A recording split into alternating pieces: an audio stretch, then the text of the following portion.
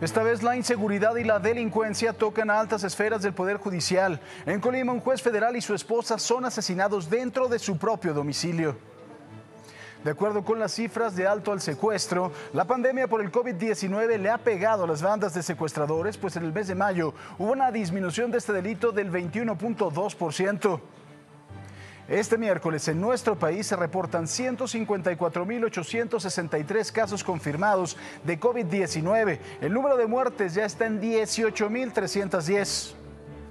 Presenta el gobierno federal la primera denuncia en contra de despachos dedicados a la evasión fiscal a través de la emisión de facturas falsas por un monto de la friolera de 48.000 millones de pesos.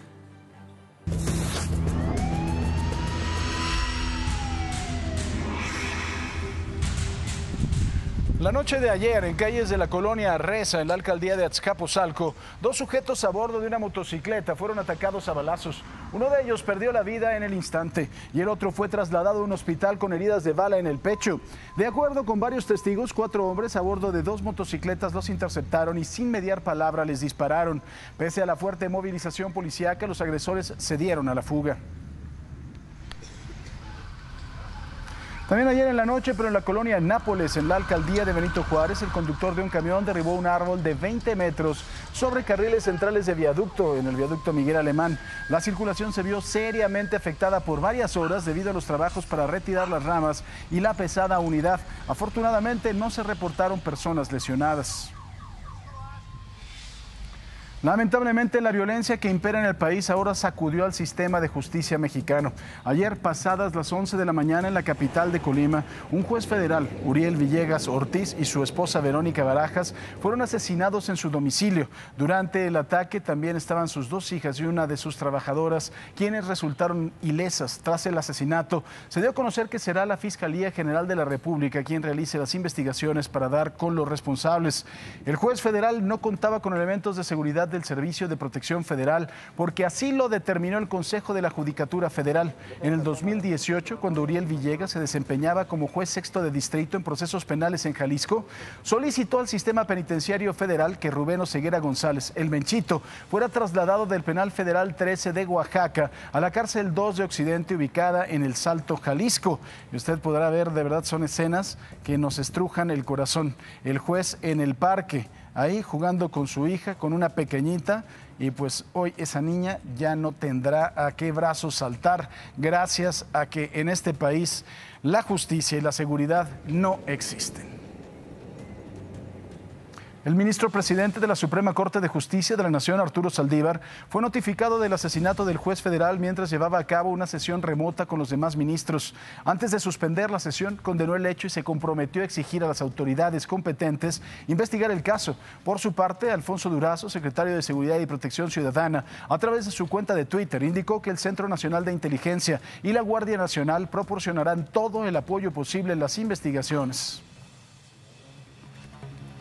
La Suprema Corte de Justicia de la Nación y el Consejo de la Judicatura Federal, de manera conjunta, también condenaron el homicidio del juez federal Uriel Villegas y de su esposa Verónica Barajas. A través de un comunicado manifestaron estar de luto por el cobarde asesinato cometido a uno de sus funcionarios y advirtieron que la justicia en México no se detendrá, aunque haya de por medio actos intimidatorios en agravio de los jueces mexicanos. De verdad, lamentable.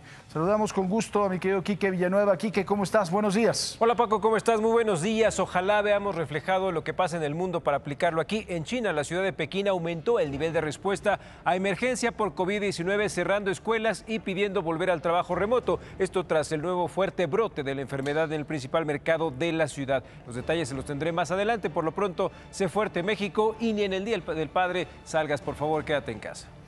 Gracias, Quique, y saludamos al señor Roberto López Olvera. Robert, buenos días. Gracias, mi Paco, qué gusto saludarte. Buenos días a todos en Información Deportiva. Y saludamos a Samantha Robles. Sammy, buenos días. Muy buenos días, Paco. Me da mucho gusto saludarte a ti y a toda la gente que nos está viendo ya desde esta hora, desde tempranito, que se quiere informar qué va a pasar. Las lluvias continúan en el sureste, Yucatán, Quintana Roo, Campeche, Tabasco, Chiapas. Continúan también lluvias en la zona costera del Golfo de México. Y vamos a hablar de las líneas secas que van a favorecer hoy. Vientos súper arrachados en toda la parte norte del país. Pero esta y más información al ratito. Y mientras tanto, sé fuerte, México. Quédate en casita, please. Gracias, Sammy. Buenos días, Marlene Stahl. Buenos días, Stahl. Mi querido Paco Sea y todos ustedes que están despiertos a estas horas de la mañana, 5:54 minutos. Gracias por acompañarnos hoy miércoles. Recuerde que en redes sociales todos los días lo invitamos a participar en una pregunta. Ayer le preguntamos, ¿usted ha sido víctima de extorsión o de intento de extorsión? Esto nos dijeron los mexicanos que participaron. El 68% nos dijo que sí, lamentablemente, y el 32% nos dijo que no. Hoy nuevamente, @ImagenSea, mire, aquí están apareciendo. Es muy sencillo, síganos en todas nuestras redes sociales y dígame, ante la contingencia sanitaria por el COVID-19, ¿estaría dispuesto a donar sangre? Sí o no. Nuestro hashtag muy importante, abre los ojos. Y por supuesto, seguimos con este lema, sé fuerte en México, y si puedes, todavía quédate en casa. Aguantemos. 5:55, hacemos una pausa y arrancamos.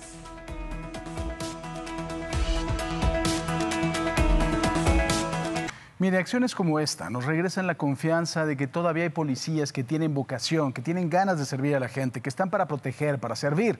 3 agentes municipales de Texcoco fueron grabados en el momento en que le compran todos los dulces a un señor de la tercera edad para que pueda regresar a su casa y así evitar que se exponga en esta pandemia. Uno de los policías le entrega los billetes al hombre mientras el otro coloca la mercancía en una bolsa ante el aplauso de la gente. ¡Bravo! Pero ya váyase a su casa, eso ya no los venda. Ándale, ya váyase. Ya que me voy.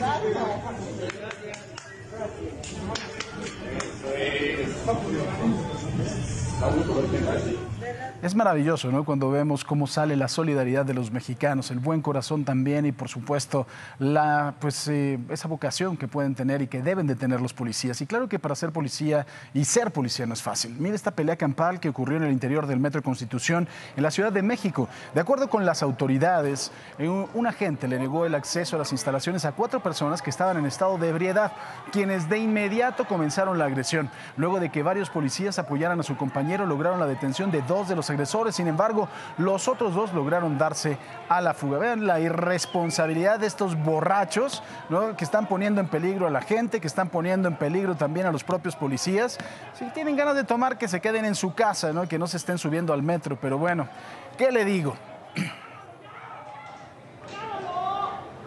En más información, durante su visita a Tlaxcala, el presidente López Obrador anunció que la próxima semana se llevará a cabo la primera denuncia penal en contra de despachos dedicados a la evasión fiscal a través de facturas falsas por un monto global de 48,000 millones de pesos, una cantidad brutal, en donde incluso están involucrados exfuncionarios de administraciones pasadas. Lo dijo así el presidente. Vamos a presentar denuncias penales para estos personajes encargados de promover este sistema de facturación falsa que se extendió. Se calcula que se fugaban alrededor de 300,000 millones de pesos. Ahora les vamos a notificar a todos los que están en esta situación para que vayan al SAT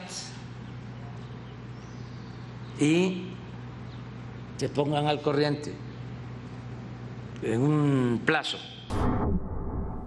De verdad, la cantidad de fortunas que se hicieron en este país con gente que nada más se dedicaba a eso, a vender facturitas, y nada más es lo único que hacían, fortunas y fortunas. Ya veremos de verdad quién es quién en este asunto.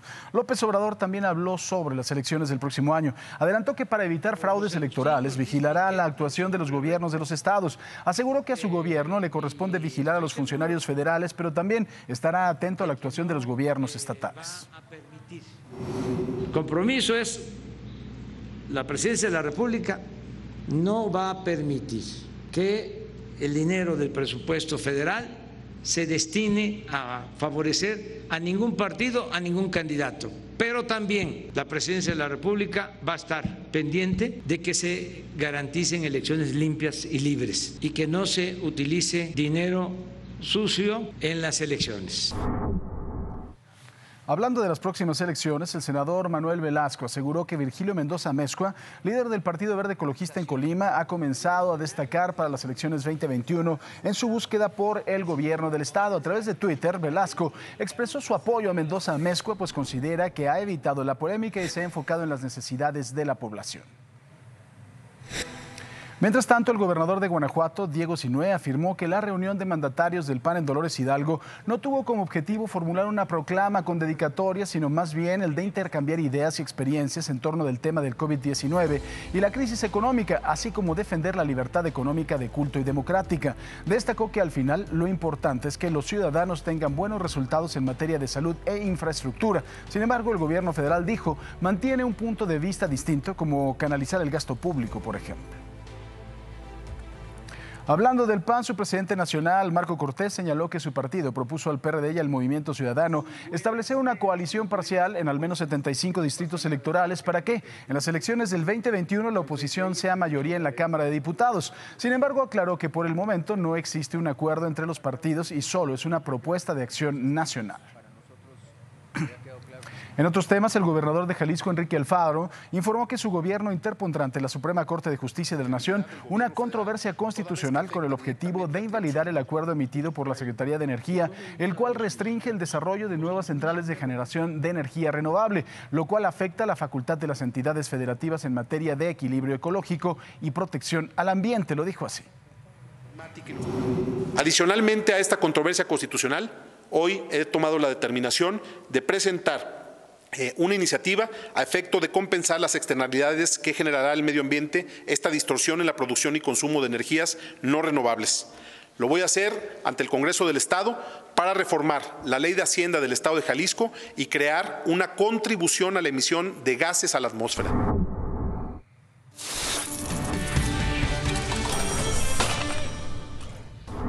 ¿Qué le parece si vamos a los dineros? En Asia cerraron con resultados mixtos. Tokio pierde 0.56%. Hong Kong sube 0.56%.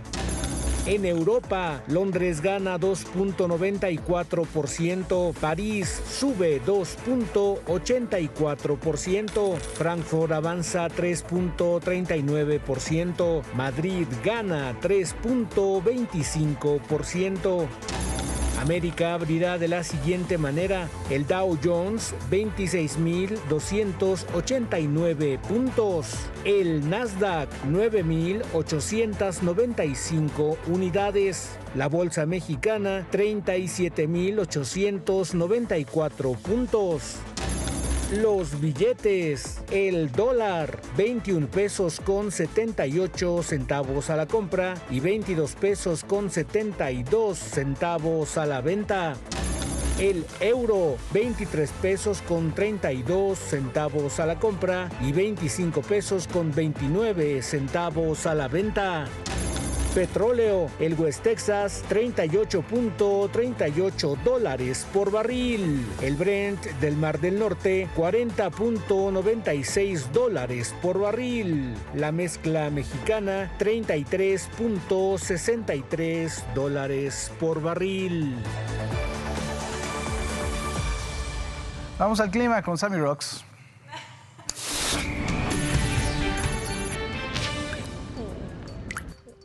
Muchas gracias, Paco. Me da mucho gusto saludarte.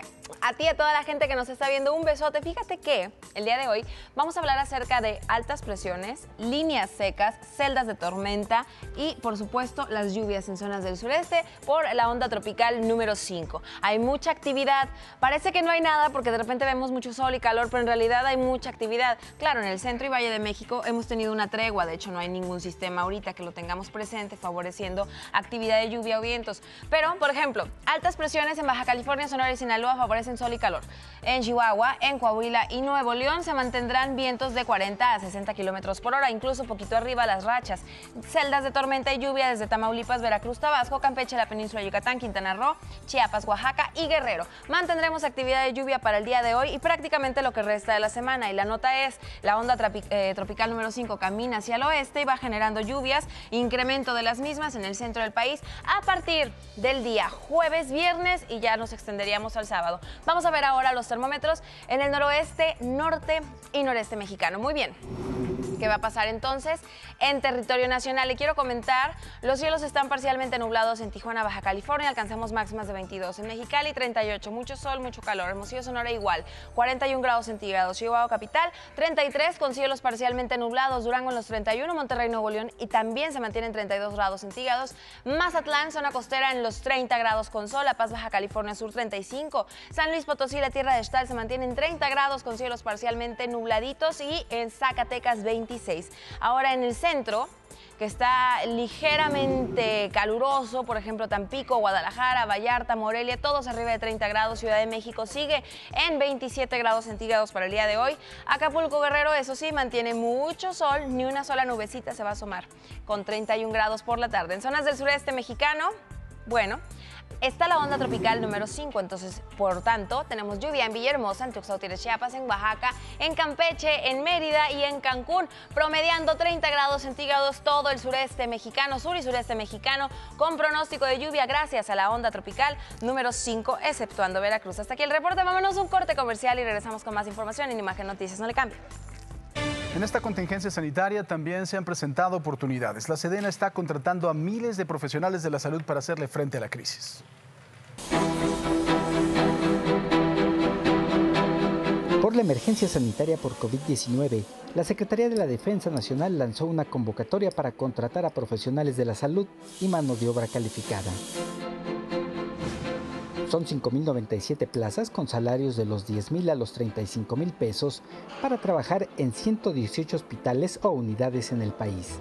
Oferta de trabajo que fue atendida pese a los riesgos en la unidad de hospitalización del 6º Grupo de Morteros. Vi la convocatoria, ya vine a ver cómo estaba el trabajo y todo, pues ahorita pues en la parte de afuera pues prácticamente no hay nada, entonces tuvimos que venir aquí.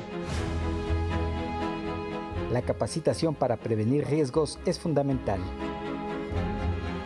Nos han estado capacitando cada día con las medidas para prevenir un posible contagio entre nosotros, compañeros, ya que nosotros estamos en contacto con todos lo que son los residuos de RPBI. Por ejemplo, el doctor Giorgio nos dio una capacitación cuando entramos y diario nos están explicando, pues prácticamente diario aprendemos algo nuevo. Y pues sí, la verdad el riesgo es muy grande el que tenemos aquí adentro. Hay mucha conciencia de que hay un riesgo de que podemos contagiarnos. La verdad es que intentamos tomar todas las medidas posibles para cuidarnos y sobre todo cuidar a los que están en casa, ¿no? A la familia. Sobre todo no llevar el virus y pues aislarnos lo más posible de nuestros seres más queridos. Como estudiante en la Universidad de Anáhuac y en sus primeros años como profesional, la doctora Carla Espinosa jamás se imaginó formar parte de una campaña de combate a una pandemia mundial.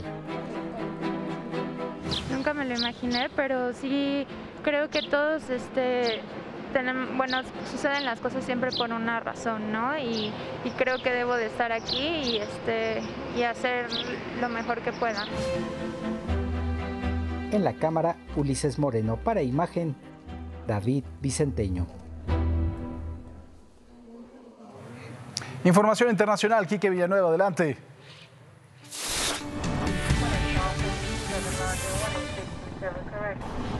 Muchas gracias, Paco. Iniciamos las noticias en India. Autoridades de este país denunciaron que al menos 20 de sus soldados murieron en un enfrentamiento con tropas chinas en la frontera de la región de Cachemira. Se trata de las primeras muertes registradas en más de 4 décadas del conflicto en la frontera compartida entre ambos países, conocida como la línea de control actual. Y aunque China no reportó bajas, el gobierno indio dijo que ambas partes sufrieron bajas. Vamos a Nicaragua. Murió a los 83 años el exguerrillero Edén Pastora, el legendario o mejor conocido comandante cero de la Revolución Sandinista, que saltó a la fama el 22 de agosto de 1978 cuando encabezó el asalto del entonces Palacio Nacional de Managua mientras se celebraba una sesión del Congreso. El deceso ocurrió en un hospital de Managua donde Pastora se encontraba internado por problemas respiratorios. Pastora adquirió renombre internacional como integrante del Frente Sandinista de la Liberación Nacional, el movimiento guerrillero que derrocó a Anastasio Somoza en julio de 1979. Y mire, el Grupo Internacional de Contacto rechazó la reciente renovación del Consejo Nacional Electoral de Venezuela. Y es que, de acuerdo con la organización conformada por 7 países de la Unión Europea, Reino Unido y 4 de América Latina, el nuevo ente electoral debilita la credibilidad de los próximos comicios venezolanos. Por eso es importante no meterse con los procesos legislativos. Las cifras diarias del coronavirus en nuestro país las tenemos, por supuesto, de acuerdo con los datos que reportó la Secretaría de Salud el día de ayer en su conferencia de medios. Tenemos 154.863 casos confirmados acumulados de COVID-19. Estaríamos hablando de 21.159, que son los casos que se han presentado en los últimos 14 días, es decir, que están activos. 56.843 se consideran como sospechosos, 216.857 son negativos. Ayer se sumaron 730 fallecimientos por el virus y así el número de muertes se eleva a 18.310. La tasa de letalidad de nuestro país está en 11.8 en contra del 5.5% de tasa de letalidad global. Estamos en la fase 3 de la contingencia sanitaria. Entidades que están en semáforo rojo, pues casi toda la República, las otras 16 están en semáforo naranja. Este es más o menos el mapa de la República Mexicana. La disponibilidad de camas, 46% de camas en toda la República están ocupadas. Camas con ventiladores tenemos disponibilidad de 61%, mientras hay 39% ocupadas. Ayer el doctor López-Gatell habló sobre una mutación que recientemente presentó el COVID-19. Respecto a la mutación, no es la primera que aparece. Esta en concreto no se conoce por el informe, es un informe muy breve, muy sintético y basado solamente en el descubrimiento de ciencia básica que describe el genotipo de esta mutación. Por lo tanto, no se conoce que tenga un significado biológico de hacer al virus más virulento o más transmisible, que son las dos características que generalmente preocupan en los procesos de vigilancia virológica. La Secretaría de Gobernación presentó el protocolo con recomendaciones a iglesias, agrupaciones y asociaciones religiosas para su reapertura de manera gradual. Estas solo podrán abrir en semáforo naranja con un aforo del 25%, en amarillo con un 50% y al pasar a color verde se podrán llevar a cabo misas y reuniones con toda normalidad, aunque con medidas de sanidad. Por su parte, la Arquidiócesis Primada de México prepara ya el regreso a las iglesias con feligreses presentes a partir del próximo 29 de junio. De acuerdo con la disposición avalada por el cardenal Carlos Aguiar Retes, arzobispo primado de México, el regreso deberá de observar las medidas de sana distancia e higiene para proteger la salud de los fieles y de los sacerdotes.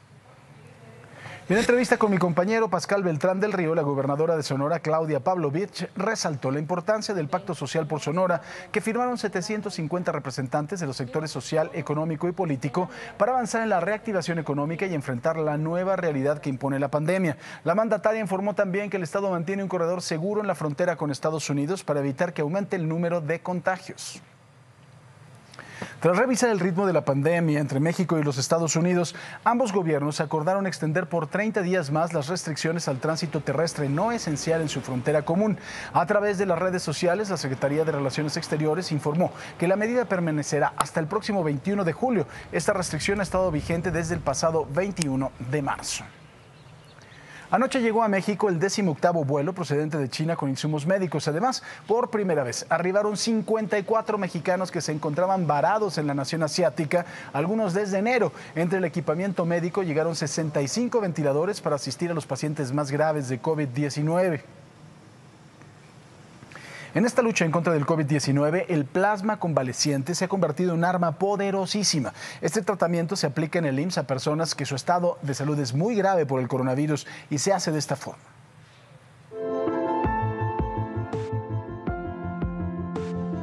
Ante la pandemia de COVID-19, el IMSS se convirtió en la primera institución del país certificada para aplicar plasma convaleciente como una alternativa de tratamiento para personas con síntomas graves de coronavirus, cuyo objetivo es disminuir la mortalidad y el desarrollo de complicaciones en casos críticos. El plasma convaleciente es la sangre de pacientes que se han recuperado de SARS-CoV-2 y, por tanto, tiene una carga importante de anticuerpos específicos contra el COVID-19, los cuales fueron desarrollados por las personas que se han curado de la enfermedad. Al momento en que dicho componente sanguíneo es transfundido a un paciente grave de coronavirus, los anticuerpos que recibe atacan al virus, brindándole una franca mejoría. El beneficio sería que al momento en que nosotros le damos las inmunoglobulinas de un paciente que ya se curó, prácticamente estaríamos mandando anticuerpos directamente contra el virus para evitar que se siga replicando y que se siga dañando el órgano. La indicación para que se les dé plasma es que el paciente tenga una insuficiencia respiratoria aguda severa. Es el caso del doctor Eric Rivera Malpica, quien tras contagiarse al atender pacientes con COVID-19, le ganó la batalla al virus, pues al estar grave fue sometido al protocolo de plasma convaleciente, situación por la que exhortó a pacientes recuperados de coronavirus a sumarse a las más de 113 personas que ya han donado su sangre. A partir de que me transfundieron, me pude recuperar más rápidamente y pues salí de alta días después. Yo les recomendaría que donen porque hay muchos pacientes como yo que nuestro sistema no puede luchar contra el virus adecuadamente y que gracias a las donaciones de plasma nos podemos recuperar más rápido. El requisito indispensable para donar plasma convaleciente es haberse recuperado de coronavirus y ser mayor de 18 años. En la Ciudad de México, el IMSS recibe las donaciones en los bancos de sangre del Centro Médico Siglo XXI y La Raza, en Guadalajara, en el Banco de Sangre del Centro Médico de Occidente y en Monterrey, en el Banco de Sangre del Hospital de Cardiología. Para obtener más informes se puede comunicar al call center del IMSS 800-623-2323. Para Imagen, Patricia Rodríguez Calva.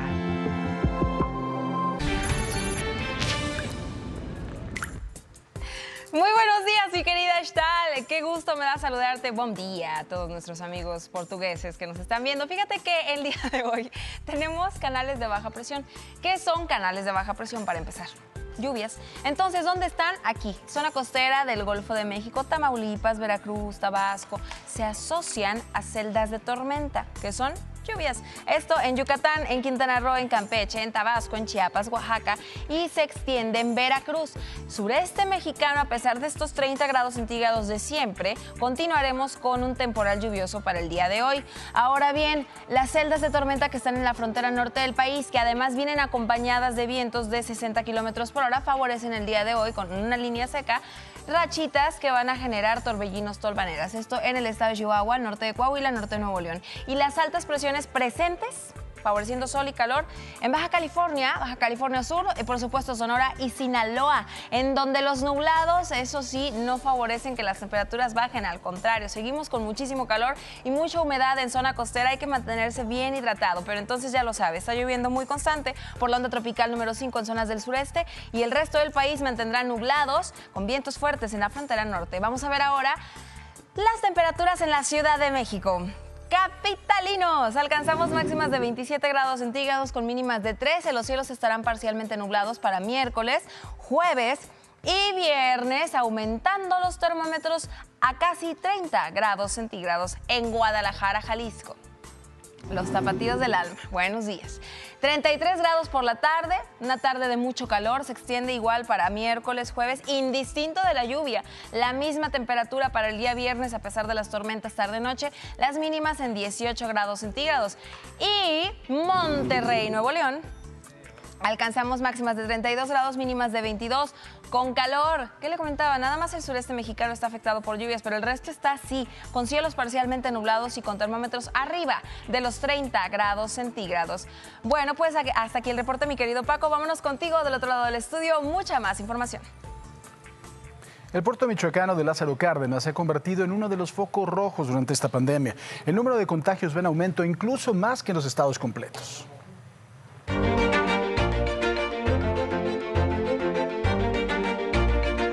En Lázaro Cárdenas, el puerto más importante del Océano Pacífico, está también un epicentro de la pandemia global. En esta ciudad costeña se concentran tantos casos positivos de COVID-19 suficientes para superar a 8 estados de la República. casi 1.600 enfermos de coronavirus y más de 100 muertos. Los lázarocardenenses no tomaron en serio la epidemia y eso derivó en contagios multitudinarios. Durante marzo y abril continuaron las fiestas y eventos masivos y como consecuencia miles se contagiaron y decenas murieron. La gente se sentía protegida por las altas temperaturas, como lo explica la alcaldesa Itze Camacho Sapien. Pero sin embargo fue uno de los motivos que creemos que tuvimos este aumento también en contagios, dado que también la gente creía que en Lázaro Cárdenas, por la temperatura que aquí manejábamos, una temperatura cálida, el virus no se iba a propagar o el mismo virus moría. Entonces no es cierto, no fue cierto, lo estamos viviendo. La señora Guadalupe trabaja en un negocio dedicado a la venta de mariscos. Ella sufre los estragos del COVID-19 porque sus días laborables se redujeron de 6 a 3 días a la semana. La situación económica está crítica, la situación económica donde quiera se oyen las quejas. Tiene mucho que ver esto, yo pienso, porque donde quiera escucho que no hay trabajo, que no hay dinero, que no hay trabajo y ahí donde yo trabajo sí se ve. Se refleja, pues casi gente mucha no va a comprar mariscos, no va a comprar comida. Ella también vivió en carne propia la realidad de un virus altamente contagioso. Su esposo y uno de sus hijos se contagiaron. Ambos estuvieron al borde de la muerte. Porque sí, la verdad es triste ver un familiar cómo está luchando, cómo se está debatiendo en la muerte con esa enfermedad. ¿Cómo se enfermaron su esposo y su hijo? Pues mi hijo fue en su trabajo. Y como su papá convivía con su hijo, pues ahí él se enfermó. María Elena, trabajadora doméstica, no creía la existencia del coronavirus. Se convenció hasta ser testigo de la muerte de un vecino y cuando se dio cuenta que 3 hermanos se contagiaron de este mal en los Estados Unidos. Tengo 3 hermanos y se enfermaron ellos y su familia. Ellos están en Carolina del Norte. La pandemia, además de ser un problema de salud, ya causa estragos económicos entre obreros, comerciantes y empleados eventuales. Más pobres de lo que ya estábamos y no tenemos pues la ayuda completa que deberían o que dijeron que nos iban a dar. En Lázaro Cárdenas se han perdido entre 5 y 6 mil empleos directos, según estimaciones preliminares. Esta pandemia ha afectado durante más de 3 meses a los propietarios de cerca de 800 comercios aquí en la ciudad y puerto de Lázaro Cárdenas. Ya están reabriendo de forma paulatina, pero la economía todavía no se recupera. Son las imágenes de Ricardo Zarco. Para Imagen, Miguel García Tinoco.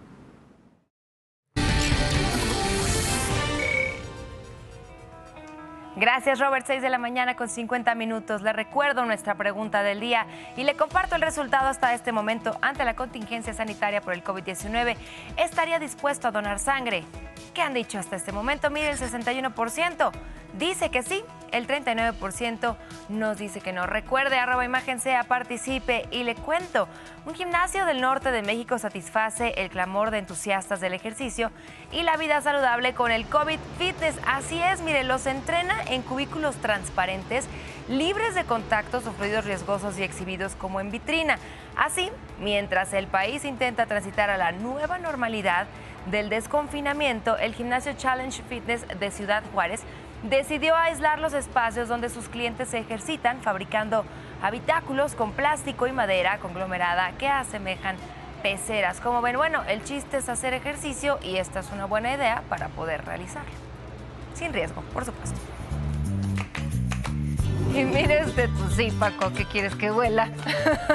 Y mire usted, si la felicidad se definiera con un gesto, este sería la sincera sonrisa de oreja a oreja que pone esta hermosísima Shiba Inu cada vez que su dueña llega a casa. Varios videos lo demuestran, los cuales se han vuelto virales en la red. La dueña de la perrita es una mujer japonesa que decidió grabar a su mascota cada que regresa a casa, ya que siempre la recibe con una enorme sonrisa, toda tierna y moviendo la cola como si fueran las hélices de un helicóptero. Vean, así es mi Dakoto.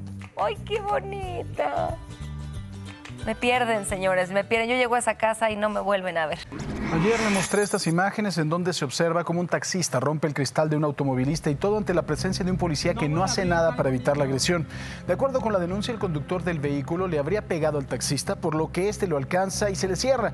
Pues, ¿qué cree? El taxista, conductor de la unidad A164-5M, ya fue detenido. Policías preventivos lo ubicaron y fue identificado como José Daniel N., quien además le aseguraron diversas dosis de droga.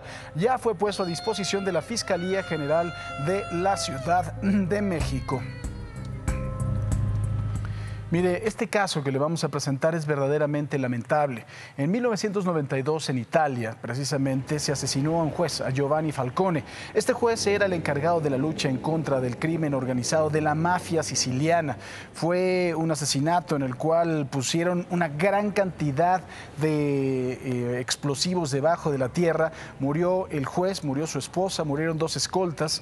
Y aquí en México, lo que sucedió ayer, pasadas de las 11 de la mañana, en la capital de Colima, que fue el asesinato del juez federal Uriel Villegas Ortiz y su esposa Verónica Barajas, es algo que tiene más o menos el mismo olor. Esta foto a mí me parece desgarradora porque pues esa niña se ha quedado sin esos brazos que la reciban cuando esté jugando en un parque. Este juez había llevado casos, el del Menchito, por supuesto ordenando su traslado a otra cárcel, había también llevado el de algunos magistrados que estaban ligados con el cártel Jalisco Nueva Generación, había llevado el caso de Ismael el Mayo Gordo, uno de los hijos de Ismael Zambada, lo cual quiere decir que efectivamente era muy sensible su vida y era muy sensible el trabajo que hacía. No sé por qué no tenía la protección, por supuesto, suficiente, y a mí me parece gravísimo, por supuesto, lo que sucedió. Es algo que debemos de repudiar. Necesitamos exigir de forma unánime que se resuelva este caso, porque, como le digo, esa pequeñita ya se quedó sin los brazos de su padre, también sin los brazos de su madre. Hay 2 niñas huérfanas gracias al maldito crimen organizado que no atinamos a pararlo en este país. En más información, de acuerdo con cifras de la organización Alto al Secuestro, que preside Isabel Miranda de Wallace, los secuestros en mayo de este año registraron una disminución del 21.2% en comparación con el mes de abril. Detallaron que en mayo solo se denunciaron 78 casos por los 99 en abril, con 166 víctimas y 88 detenidos. El Estado de México ocupó el primer lugar con 14 denuncias, seguido de Veracruz con 13, Michoacán y Morelos con 5. En Acayucan, Veracruz, un menor de 10 años fue encontrado sin vida en un terreno baldío. Tenía signos de violencia y abuso sexual. El niño hacía mandado cerca de su casa para ganar algunos pesitos. De manera extraoficial, se dio a conocer que fue detenido el presunto responsable y también que al poco tiempo del hallazgo ejecutaron por la zona a otro involucrado en el asesinato del menor. En Puebla, que se está convirtiendo en tierra de nadie, volvió a escribirse una terrible historia de violencia feminicida. Una madre de 26 años y su hija de 11 fueron encontradas sin vida el pasado 12 de junio con huellas de tortura y calcinadas en el interior de su auto, que fue abandonado en la localidad de Santa María Nenetzintla, en el municipio de Aquejete. Aún se desconoce si hay algún sospechoso de este doble feminicidio o indicios sobre el móvil del mismo. Nos vamos ahora hasta Veracruz. 2 mujeres de 92 y 69 años fueron asesinadas al interior de su domicilio en la colonia Ricardo Flores Magón. Sus familiares relatan que al ir a buscarlas encontraron todas las pertenencias fuera de su sitio. En el primer piso estaban ambas sin vida. Las autoridades estatales investigan estos hechos. En Fresnillo, Zacatecas, un grupo delictivo a bordo de varias camionetas dejó apilados 5 cadáveres envueltos en bolsas y cobijas. Los hechos ocurrieron sobre la carretera que conduce a Durango. Las autoridades estatales, en conjunto con la Guardia Nacional, implementaron un operativo para dar con los responsables. La población asegura que desde la semana pasada, cuando se relajaron las medidas sanitarias, también aumentaron los hechos delictivos. Un hombre y una mujer relacionados con una célula delictiva del cártel Jalisco Nueva Generación fueron detenidos por su presunta participación en el asesinato de 3 doctores del IMSS ocurrido el pasado 10 de abril en la comunidad de Tilzapotla, en Morelos. Al momento de ser detenidos, ambos vigilaban a jefes policíacos. Además, transportaban droga en su auto. Elementos de la Guardia Nacional aseguraron más de 3.6 toneladas de marihuana y más de media tonelada de cristal en la garita de Otay, en Tijuana, Baja California. La droga, que alcanzaría un valor en el mercado negro de más de 158 millones de pesos, era trasladada en un tracto camión acoplado con un remolque. El conductor fue detenido y puesto a disposición de la Fiscalía General de la República. Ayer en la Catedral de Zacatecas, el estado que se encuentra en semáforo epidemiológico en color naranja, unas 50 personas asistieron con medidas sanitarias a la misa de las 7 de la noche. En 80 días no se había realizado una misa ahí debido a la emergencia sanitaria. Sin embargo, de acuerdo con lo que dio a conocer la Secretaría de Gobernación, el aforo máximo en el lugar debió de haber sido de 25 personas. Tras revisar el ritmo de la pandemia en México y en los Estados Unidos, ambos gobiernos acordaron extender por 30 días las restricciones al tránsito terrestre no esencial en su frontera común. A través de sus redes sociales, la Secretaría de Relaciones Exteriores informó que la medida permanecerá hasta el próximo 21 de julio. Esta restricción ha estado vigente desde el pasado 21 de marzo. Anoche llegó a México el 18º vuelo procedente de China con insumos médicos. Además, por primera vez, arribaron 54 mexicanos que se encontraban varados en la nación asiática. Algunos estaban ya desde enero. Entre el equipamiento médico llegaron 65 ventiladores para asistir a los pacientes más graves de COVID-19. ¿Y qué le parece? Vamos a las calles de la Ciudad de México. Mi querido Atalo Mata, ¿cómo estás, Atalo? Buenos días.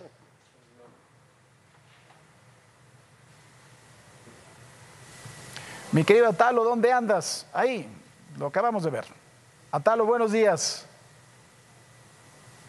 Paco, ¿qué tal? ¿Cómo estás? Muy buenos días, gusto en saludarte. Ya estamos al aire. Estamos en el Centro Nacional de Prevención de Desastres, el CENAPRED, que depende del SINAPROC, el Sistema de Protección Civil a nivel nacional. Y es que, déjame decirte, pues dentro de toda esta pandemia y la preocupación, la cuarentena, etcétera, pues también recientemente tuvimos, y recordarás, este fenómeno natural Cristóbal también, y ahora en estos días, entre lunes y martes, lo que se ha llamado la atención a vulcanólogos, a especialistas, pues es cómo el volcán Popocatépetl ha tenido diversas exhalaciones y algunas explosiones. Al parecer han sido alrededor de 14. Vamos a platicar precisamente aquí en el centro de monitoreo del CENAPRED con uno de los especialistas. ¿Cómo le va? Muy buenos días. Si nos puede dar su nombre y su cargo, por favor. Soy Carlos Gutiérrez, director de investigación del Centro Nacional de Prevención de Desastres. ¿Cómo que se anda portando medio mal, don Goyo? A ver, platíquenos, por favor. Bueno, mire, efectivamente entre lunes y martes tuvimos el registro de 14 explosiones menores. Esto se publicó en nuestro boletín diario y obviamente llama la atención, pero no debe ser motivo de alarma. Este es un cambio de comportamiento muy regular, lo hemos observado en otras ocasiones, y lo más importante es que no implica un cambio radical en el comportamiento del volcán, que esté anunciando una gran erupción. Ajá. Y de hecho recientemente, el sábado me estaba comentando, hicieron un sobrevuelo. ¿Qué vieron en el cráter de este volcán Popocatépetl? Sí, efectivamente, el sábado pasado, en compañía de vulcanólogos de la UNAM y con el apoyo de la Guardia Nacional, se hizo un sobrevuelo para ver cómo está el cráter en estos días. Lo que encontramos son condiciones completamente normales, no hay un domo de lava como se ha reportado en muchas otras ocasiones, encontramos vestigios de algún domo pequeño que ya fue destruido, pero nada que esté fuera de lo normal. Las cenizas, ¿qué trayectoria van a tener? Porque pues esto genera cenizas, pero hay poblaciones alrededor, ¿no? ¿Y hacia dónde se van a dirigir? Bien, este asunto de la ceniza se disemina en función de la dirección de los vientos. En estos días los vientos predominantes han ido hacia el suroeste, por eso hemos tenido alguna caída leve de ceniza en poblaciones como Tetela del volcán, Hueyapan, que están a menos de 20 kilómetros del cráter.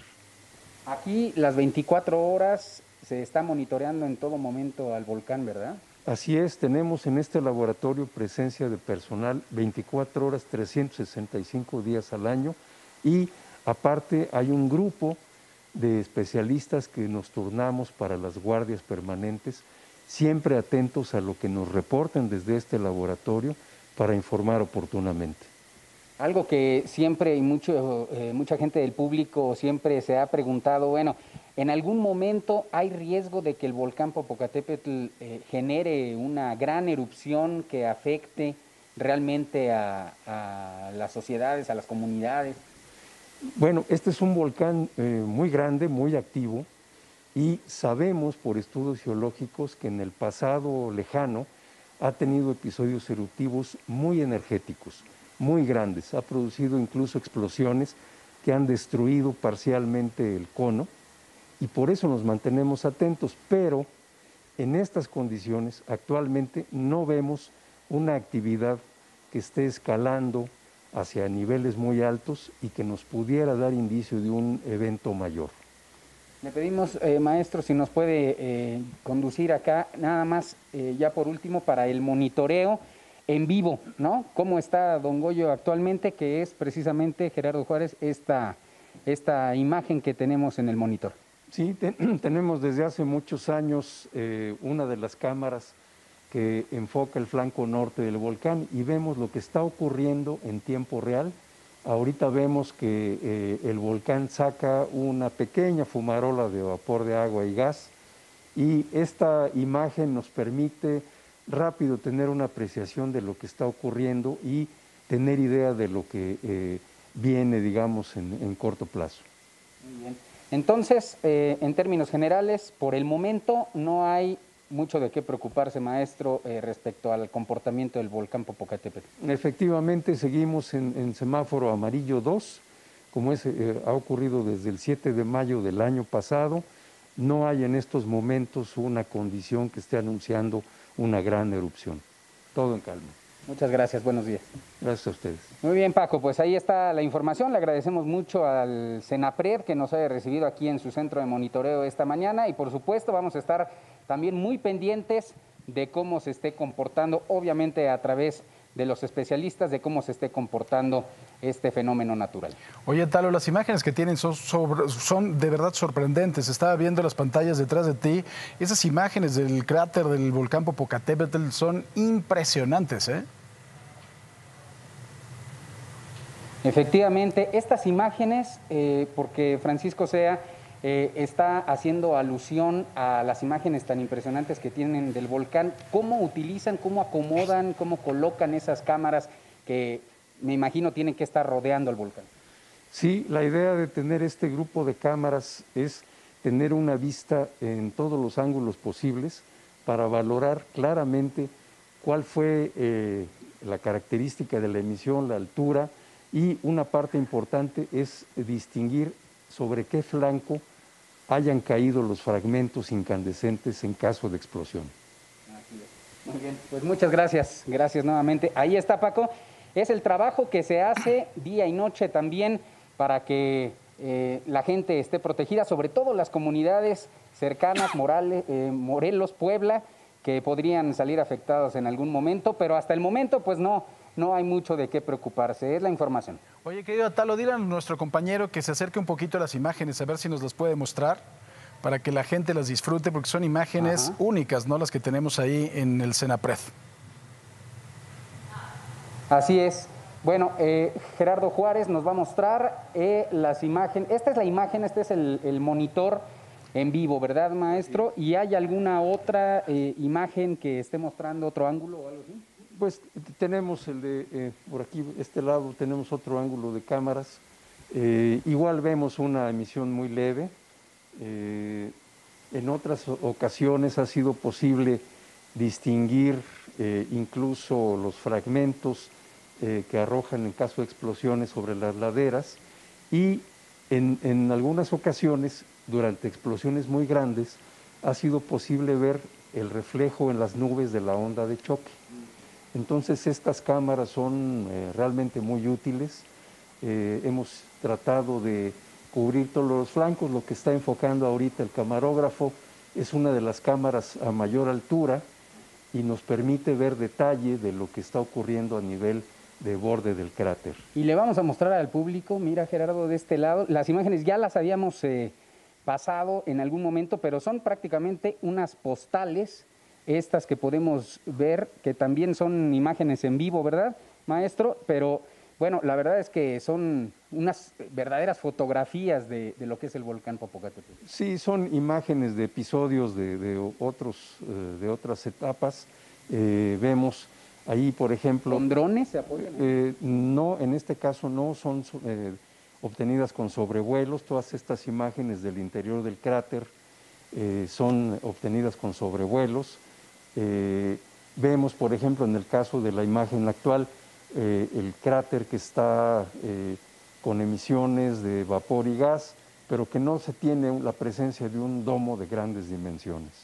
Así es. Bueno, pues muchas felicidades por su labor y todo el reconocimiento para el Senapred, para la Secretaría de Seguridad y Protección Ciudadana. Y mientras tanto, bueno, pues mientras ellos trabajan, nosotros también nos encargamos de otras cosas, por lo pronto de protegernos. Una vez más, el llamado a la gente, protegerse y siempre traer cubrebocas y careta. Muy bien, mi querido Atalo, muchísimas gracias. Buenos días, Paco. Buenos días. El gobierno federal asignó de manera anticipada la pensión universal para los adultos mayores con la finalidad de que afronten el aislamiento social, dictaminando para enfrentar la emergencia sanitaria por el coronavirus. El presidente López Obrador mencionó que este sector vulnerable de la población se le entregó en marzo 2 exhibiciones de la pensión que cubrían marzo y abril y los meses de mayo y junio. El mandatario enfatizó que continuará la misma dinámica por lo que la próxima entrega de la pensión universal para adultos mayores cubrirá los meses de julio y agosto y los de septiembre y también octubre. Estimaciones de la Organización Internacional del Trabajo consideran que 3/4 partes de las trabajadoras del hogar en el mundo podrían perder su empleo. Se trata de 55 millones de personas dedicadas al trabajo doméstico y 37 millones son mujeres, con una paga de no más del 25% del salario promedio. El organismo de las Naciones Unidas alertó que la pandemia por el COVID-19 ha complicado la situación de las trabajadoras del hogar, ya que solo el 10% de ellas cuenta con seguridad social. Esto implica que el resto carece de la atención a la salud, prestaciones por lesiones profesionales, seguro de desempleo o derecho a ausencias pagadas por enfermedad. En otros asuntos y de manera gratuita, farmacias particulares van a comenzar a tomar el nivel de oxigenación por medio de un oxímetro a las personas que sientan que tienen afectaciones por COVID-19. La jefa de gobierno, Claudia Sheinbaum, indicó que las farmacias particulares ofrecerán el servicio sin compromiso de venta de productos y con sus propios oxímetros. La intención es que los médicos de consultorios de esas farmacias unifiquen el protocolo de atención para los sospechosos de COVID-19 y estén capacitados para determinar si un paciente debe de ser canalizado a un hospital ante indicios de que ha disminuido la oxigenación. Ante la cercanía del 21 de junio, fecha del Día del Padre, la jefa de gobierno, Claudia Sheinbaum, consideró que no hay condiciones para llevar a cabo festejos, por lo que pidió a los habitantes de la Ciudad de México no salir a festejar esa fecha. Argumentó que en la ciudad las cifras que deja la emergencia sanitaria ascienden a más de 4.600 decesos y más de 37.500 contagios acumulados, por lo que la celebración del Día del Padre tendría que posponerse. Finalmente, la fecha propuesta es el 16 de agosto, es decir, el tercer domingo del mes. El próximo domingo es Día del Padre.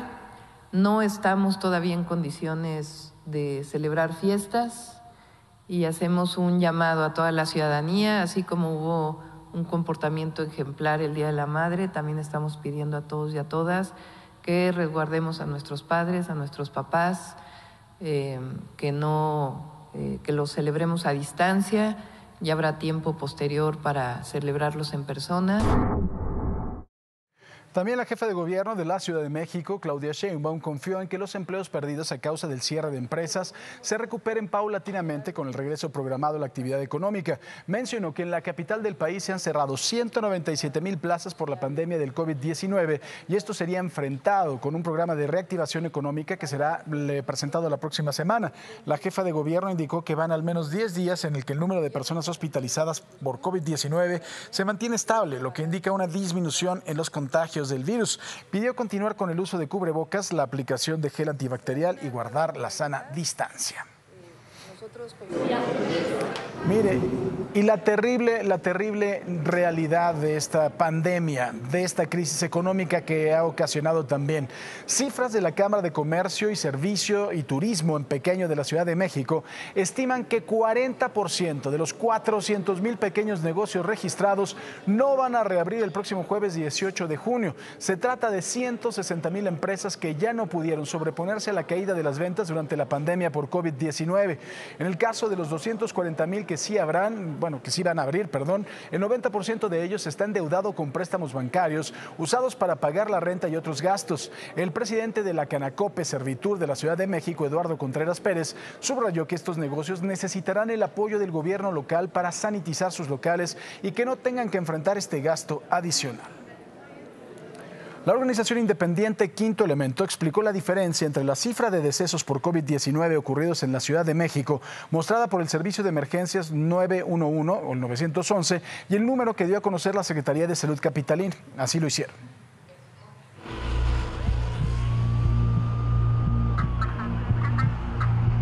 Entre el 23 de marzo y el 27 de mayo, la línea de emergencia del 911 de la Ciudad de México registró un total de 1,179 muertes por posible COVID-19 en hogares o lugares distintos a un hospital.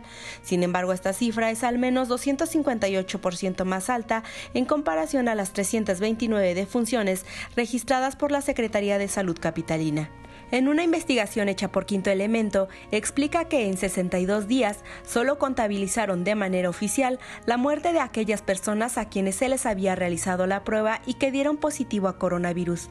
Sin embargo, el 911 registró una serie de llamadas que derivó en el registro de 1,179 personas que fallecieron por síntomas de COVID, pero que no contaban con un diagnóstico. La cifra de la línea de emergencia es alta, considerando que el conteo total de las personas fallecidas por COVID-19 en la capital para ese mismo periodo fue de 2,879, de las cuales 2,050 eran residentes de la capital que murieron dentro de hospitales y otros 329 que murieron en calidad de ambulatorios, es decir, gente que acudió a recibir atención médica pero que regresaron a sus casas. La investigación señala que si quienes murieron en sus domicilios, la vía pública o cualquier otro lugar extrahospitalario no contaban con la prueba confirmatoria de esta enfermedad, entonces no ingresaron automáticamente a la estadística oficial, sino hasta que tuvieron un certificado donde se asentara que la causa de la muerte fue por coronavirus.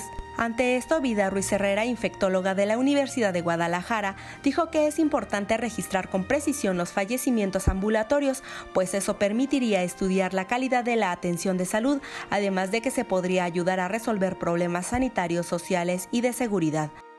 Para Imagen, Nayeli González. Y bueno, por supuesto, vamos a esta sección que le cambia a usted el humor, el día, la vida. Así amanece.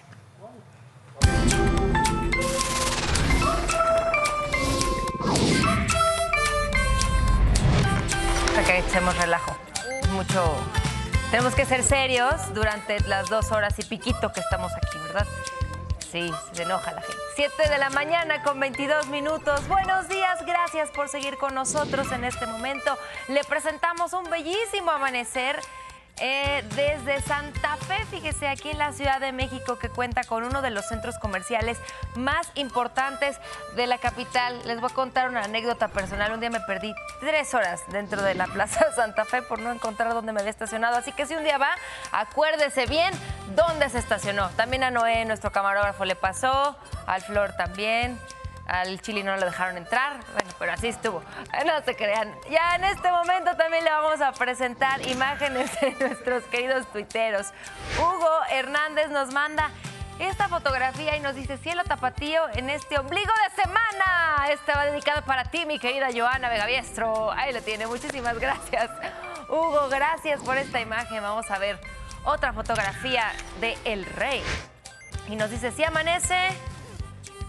Libramiento Norte en Tuxtla Capital, Tuxtla Gutiérrez, Chiapas. Qué bonito es Chiapas. Muchísimas gracias por esta foto, mi querido El Rey, o sea, George González, por esta foto. Vamos a ver la última imagen.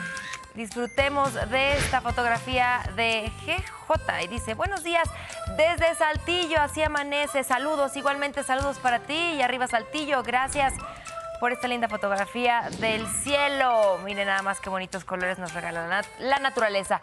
Y bueno, hasta aquí esta sección, ya lo sabe, a través de sus redes sociales compartan sus imágenes y nos etiquetan como @imagen sea.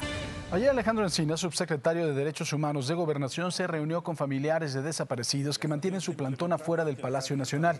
Alejandro Encinas entregó una carta a la mesa directiva del Senado en donde los colectivos solicitan la destitución de Mara Gómez, titular de la Comisión Ejecutiva de Atención a Víctimas, a quien acusan de falta de sensibilidad hacia las víctimas y de utilizarlos para demandar que no se le reduzca el presupuesto al CEAF, así como de suspender las asesorías jurídicas, forenses, de servicios médicos, traslados y pagos funerarios. Sobre la protesta que realizaron este lunes policías de la Ciudad de México, en donde denunciaron la detención de 2 de sus compañeros por el caso de la agresión a la menor de edad Melanie, se dio sin una investigación. La Comisión Nacional de los Derechos Humanos garantizó la defensa de los derechos humanos, precisamente de los policías, y que los van a defender por igual a quienes sean víctimas de violaciones por parte de la autoridad. Y sigue el caso de la cooperativa, tanto la cementera como el equipo de fútbol Cruz Azul. Jorge Hernández, que es vocero de la cooperativa Cruz Azul, anunció que ya fueron desbloqueadas las 28 cuentas bancarias de la cooperativa ante el avance en el esclarecimiento de los temas financieros. Espera que las autoridades determinen la fecha de su presentación de descarga de pruebas para que suceda lo mismo con las cuentas bancarias del presidente Guillermo Álvarez Cuevas. Y vamos por supuesto a la información internacional con Quique Villanueva. Adelante, Quique.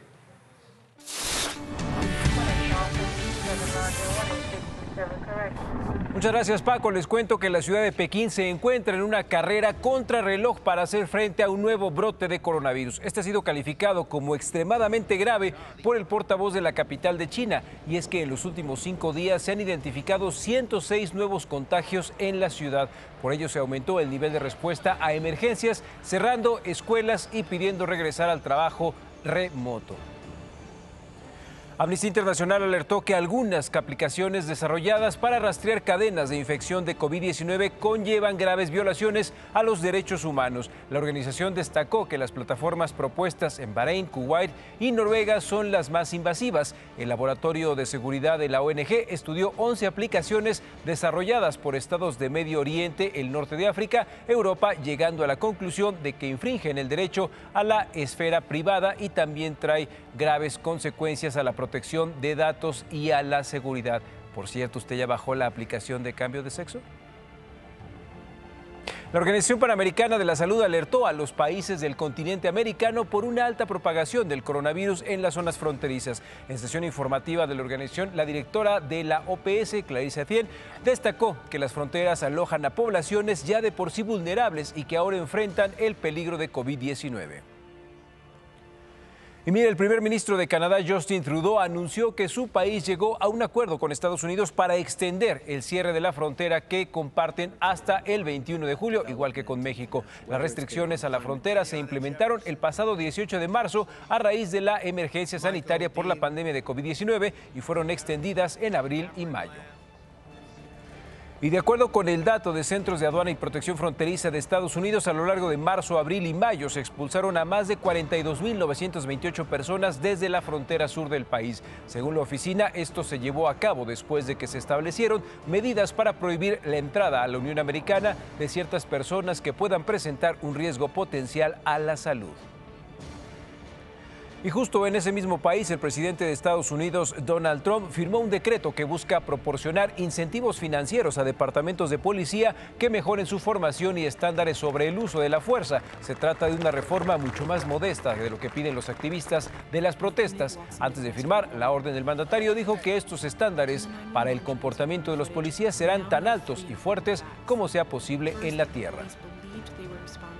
Y miren, buenas noticias para los gamers. La Agencia de Alimentos y Medicamentos en Estados Unidos dio luz verde por primera vez para que los médicos puedan recetar como tratamiento un videojuego. Se trata del videojuego Endeavoxer X, que ahora puede ser usado para tratar el déficit de atención e hiperactividad. El juego consiste en completar misiones en distintos escenarios, pasando todos los obstáculos que aparecen en el camino del protagonista. ¿Qué le parece?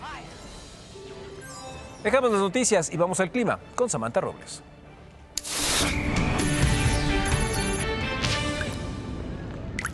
Muchísimas gracias, mi querido Quique. Me da mucho gusto saludarte en esta mañana de miércoles, así es. Máximas de 30 grados centígrados. ¿Dónde, Sammy? En la zona norte del país y en zonas del sur. De hecho, esto es el promedio de temperaturas que hemos estado presentando. ¿Por qué? Ahí les va. La onda tropical número 5 llega al sureste mexicano. Península de Yucatán, Quintana Roo, Campeche, Tabasco, Chiapas, Oaxaca, Veracruz. Entonces, tenemos celdas de tormenta, tenemos un pronóstico de lluvia. Canal de baja presión está extendido en Tamaulipas, Veracruz. Favorece también nublados en zona costera principalmente con actividad de lluvia. Y en la frontera norte del país, también por vientos de 60 kilómetros por hora, los termómetros se quedan rondando 30 grados centígrados.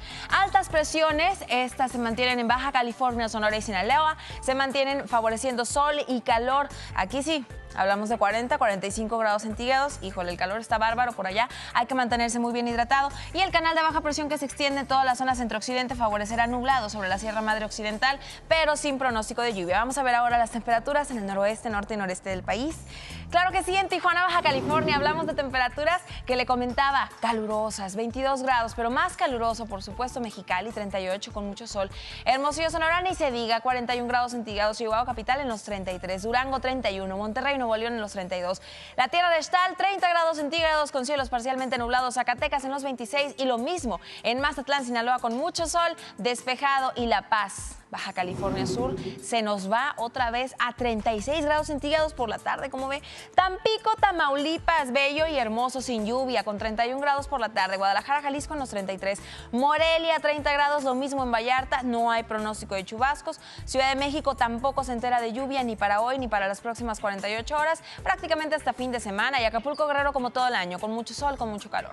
Ahora, ¿dónde llueve, Sammy, y por qué? Onda tropical número 5 de la temporada con ustedes. Chiapas, Villahermosa, Campeche, Mérida, Cancún mantienen 30 grados centígrados en el transcurso de esta tarde, con unas mañanas rondando los 20 grados y con pronóstico de lluvias. Así que mucho cuidado todavía hoy y mañana. En lo que pasa esta onda tropical, continuaríamos con actividad de precipitaciones por allá. Bueno, vámonos ahora a un resumen de estados. Baja California. Elementos de la Guardia Nacional aseguraron más de 3,5 toneladas de marihuana y más de media tonelada de cristal en la garita de Otay en Tijuana. La droga alcanzaría un valor en el mercado negro de más de 158 millones de pesos. Puebla. Una madre de 26 años y su hija de 11 fueron encontradas sin vida el pasado 12 de junio con huellas de tortura y calcinadas en el interior de su vehículo, abandonado en la localidad de Santa Mariana en Etzintla, en el municipio de Acajete. Se desconoce si hay algún sospechoso de este doble feminicidio o indicios sobre el móvil. Veracruz. 2 mujeres de 92 y 69 años de edad fueron asesinadas al interior de su domicilio en la colonia Ricardo Flores Magón. Sus familiares relatan que al ir a buscarlas encontraron todas las pertenencias fuera de su sitio. Las autoridades estatales investigan los hechos. Zacatecas. En la Catedral Metropolitana, unas 50 personas asistieron con medidas sanitarias a la misa de las 7 de la noche. En 80 días no se había realizado una misa ahí debido a la emergencia sanitaria. De acuerdo con lo que dio a conocer la Secretaría de Gobernación, el aforo máximo en el lugar debió haber sido de 25 personas. Y bueno, ya está con nosotros, por supuesto, mi compañero Rodrigo Pacheco y nos acompaña en la sana distancia Arnulfo Rodríguez San Martín, director de análisis de Grupo Financiero Multiva. Mi querido Rodrigo, Arnulfo, ¿cómo están? Muy buenos días. Buenos días, estimado Paco. Bueno, ¿cómo estamos? ¿Qué es lo que opinan en lo que ha pasado con los mercados financieros? Hemos tenido bajas pronunciadas. El día de ayer finalmente hubo un repunte no tan importante como las bajas. ¿Esto fue toma de utilidades o a qué se debe? Arnulfo. Vamos a ver mucha volatilidad en los mercados y fue un fenómeno provocado por varios factores. Tuvimos un rally muy importante desde la segunda quincena de mayo, un rally que nosotros vivimos con ganancias en la Bolsa Mexicana de Valores importantes, una apreciación muy significativa del peso y sin embargo la semana pasada la contraola golpeó. Fue básicamente el temor de nuevos brotes en el coronavirus, que pudieran llevar a tener altos costos económicos, detención de la economía. Y esta ola de pesimismo también fue un disparador para una toma de utilidades muy importante y ese es el ajuste. Ahora bien, ¿qué tenemos hacia adelante? Hay mucha liquidez en el mundo. Los países desarrollados están inyectando cantidades, Estados Unidos, de más del 30% de su Producto Interno Bruto para levantar las economías. La experiencia es que esa liquidez genera movimientos alcistas en los mercados. Creo que vamos a estar viendo mucha volatilidad, pero el sesgo al final del día va a ser de alza si lo que prevalece son las buenas noticias en cuanto a mejores tratamientos y mayor control de la epidemia. Ahora, parece que queramos o no, parece que finalmente pues muchos gobiernos están decidiendo reabrir las economías. Es el caso del gobierno de México, no obstante que hay muchos estados que están en color rojo. El gobierno norteamericano también está haciendo lo propio. ¿Esto va a impulsar a los propios mercados, Rodrigo? Pensaría, querido Paco, que sí, en el corto plazo esto ha generado, como ya lo decía Arnulfo, cierto nivel de euforia, sobre todo cuando vemos alguna nota relativamente positiva, pues súbitamente los mercados se abrazan a ella, es decir, si hay algún medicamento, tratamiento, alguna perspectiva, o el dato ayer, por ejemplo, de las ventas minoristas de Estados Unidos. Pero hay que ser muy cautelosos, Paco, porque, pues como ya lo decía Arnulfo, está sujeto a que sigan ocurriendo estas noticias positivas, pero hacia la baja veía las declaraciones de Anthony Fauci, el técnico de los Estados Unidos, y él estaba muy preocupado porque pues está extendiendo estas medidas de cuarentena y finalmente esto puede generar rebrotes. Hay 3 entidades en la Unión Americana que están teniendo muchos brotes, son Texas, Florida y California, 3 estados muy importantes desde una óptica económica, y si no se controla, pues esto eventualmente va a volver a generar incertidumbre, pero doble, porque ahora no confiarán en sus gobiernos, lo mismo que en otros países, incluyendo el nuestro, Paco. Ahora, ¿qué es lo que va a pasar con el tipo de cambio, Arnulfo? Bien, yo creo que se nos acabó el combustible a esa apreciación tan importante que estábamos teniendo. Se conjugaron 2 cosas, esta ola de optimismo y liquidez que hay en el mundo, y por otro lado llega una batería de buenas noticias con los datos de cuentas externas en el primer trimestre. Es decir, enero-marzo había resiedumbre en las cuentas externas del país. Tan solo, por poner un ejemplo, un superávit de $30,000 millones con Estados Unidos, un superávit con el mundo de $4,000 millones. Bueno, eso es hasta marzo. En abril se vino ya el bajón. Ese superávit que teníamos de casi $4,000 millones con el mundo, hoy son $360 millones. O sea, en un mes el déficit fue muy grande. Van a llegar entonces noticias que nos preocupen en cuanto a las cuentas externas, y eso no va a provocar un rebote fuerte del tipo de cambio, pero va a impedir que siga esta trayectoria de baja que hemos visto en las semanas pasadas. Muy bien, pues querido Arnulfo, como siempre un gusto saludarte. Mi querido Rodrigo, gracias. Gracias. Gracias, buenos días. Buenos días. Y mire, el gobierno federal ha ahorrado 85% en la construcción y mejoramiento de escuelas durante la contingencia sanitaria por el COVID-19 a través del programa La Escuela es Nuestra. Así se dijo durante el informe sobre los avances de los programas del bienestar.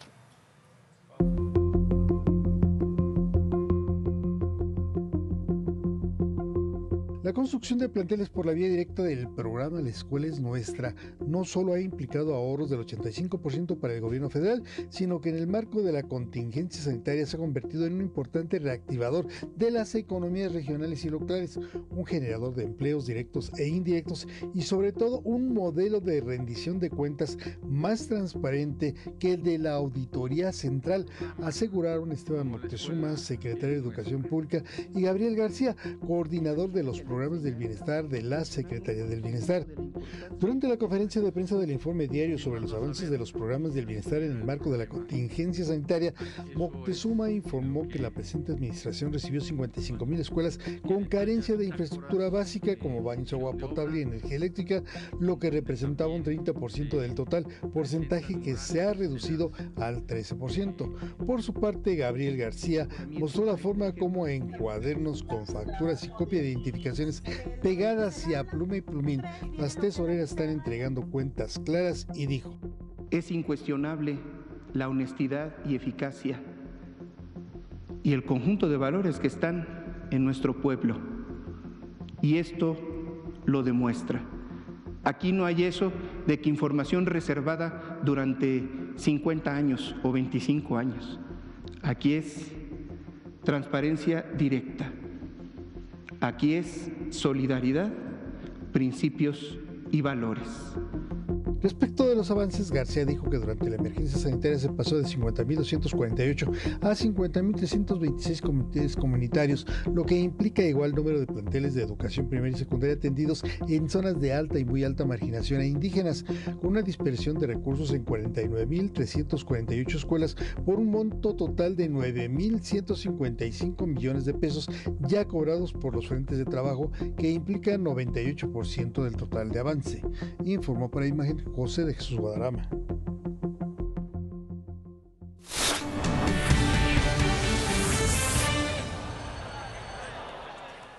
Un día como hoy, pero de 1950, se llevó a cabo el primer trasplante de riñón. Lo hizo el doctor Richard Lovier y su equipo en el Hospital Little Company of Mary de Illinois. La paciente, Rose Tucker, una mujer de 44 años con enfermedad renal poliquística, quien logró tener 10 meses el órgano antes de rechazarlo, debido a que por ese entonces no se tenía en mente los medicamentos antirrechazo y la terapia inmunosupresora, que tantas vidas salvó después. Aún así, el trasplante le permitió al otro riñón que se recuperara y Ruth vivió 5 años más. ¿Por qué traigo a colación el tema? Porque hace unos días una persona en Twitter me preguntaba por qué no se usaban los órganos de las personas fallecidas por COVID para trasplante. Una duda bastante razonable y que seguramente más de un instituto médico en el mundo ya ha empezado a preguntarse. Por lo pronto, y con la información generada hasta el momento de lo que se sabe de la enfermedad, la respuesta es obvia: no, debido a que se trata de órganos contaminados que, incluso sometiéndolos a bajas temperaturas para su conservación, no se sabe si podrían ser capaces de eliminar el COVID de su registro y garantizar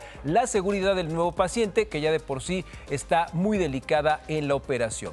¿Se podrá en el futuro? El tiempo lo dirá cuando las condiciones de los hospitales permitan a los especialistas cambiar su lista de prioridades por la pandemia. ¿Qué está pasando con los enfermos recién trasplantados o quienes están a la espera de un órgano? Por el momento, los primeros están siendo sometidos a estrictos protocolos de cuidado, distanciamiento físico, desinfección de manos y precauciones respiratorias. Además de que por ahora deberán usar en todo momento caretas y cubrebocas, con un análisis detallado de sus médicos sobre las restricciones, medidas y medicamentos que deben tener. Sobre todo, en el caso de los tratamientos, se recomienda tener dosis de reserva a la mano en casa, idealmente para un lapso de 90 días, y mantenerse aislado teniendo a sus botiquines lo necesario para contener fiebre y dolor, así como comestibles y consumibles para no tener que salir.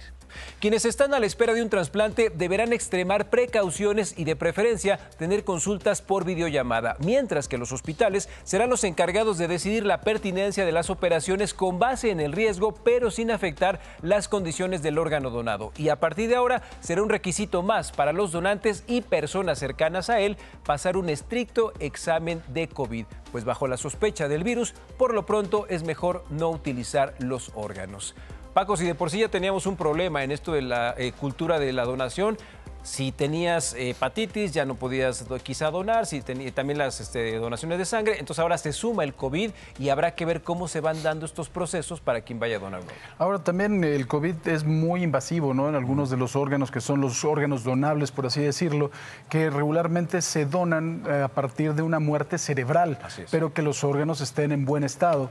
Pero aquí, si tienes problemas, obviamente los pulmones están afectando el corazón, es evidente, también se afecta el riñón, se afecta el hígado, entonces pues realmente me parece que sería un poco problemático, ¿no? Así es una lástima. Hay enfermedades en donde los médicos determinan, incluso dicen, ok, se lo trasplantamos y es mejor que después le curemos esa enfermedad, pero le salvemos la vida. En el COVID, como dices, es muy difícil y de verdad es una lástima que se estén perdiendo tantos órganos que le podrían salvar la vida a muchos. Así es. Muchísimas gracias, mi querido Quique.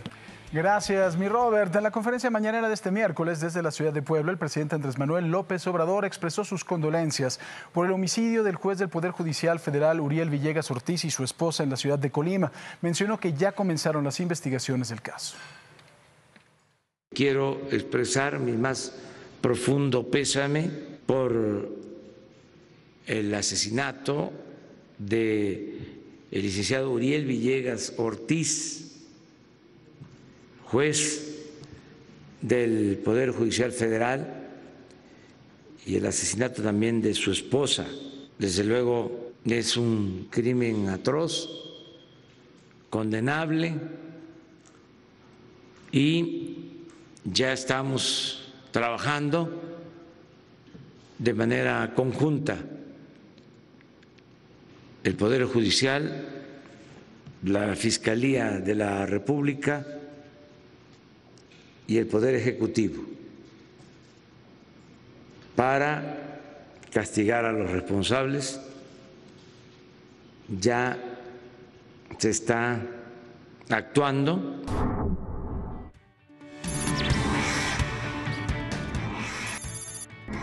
En la capital de Colima, el juez federal Uriel Villegas Ortiz y su esposa Verónica Barajas fueron asesinados en su propio domicilio.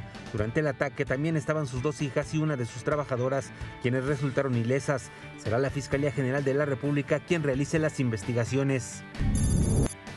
De acuerdo con cifras de la organización Alto al Secuestro, este delito en mayo registró una disminución del 21.2% en comparación con el mes de abril. En mayo solo se denunciaron 78 casos por los 99 en abril, con 166 víctimas y 88 detenidos. Anoche llegó a México el 18º vuelo procedente de China con insumos médicos. Además, por primera vez arribaron 54 mexicanos que se encontraban varados en la nación asiática. Entre el equipamiento médico llegaron 65 ventiladores para asistir a los pacientes más graves de COVID-19. De acuerdo con los datos reportados por la Secretaría de Salud, hay 154.863 casos confirmados acumulados de COVID-19, 56.843 casos se consideran sospechosos, 216.857 han resultado negativos y el número de muertes se elevó a 18.310. Pues señoras, señores, muchísimas gracias por su atención. Todavía nos escuchamos en la segunda de Imagen Informativa a través de toda la plataforma de Imagen Radio en la República Mexicana. Y por supuesto mis compañeros se despiden de ustedes. Se cumplen 2 años de la victoria de México contra Alemania en el Mundial de Rusia. Everyone. Solo digan adiós.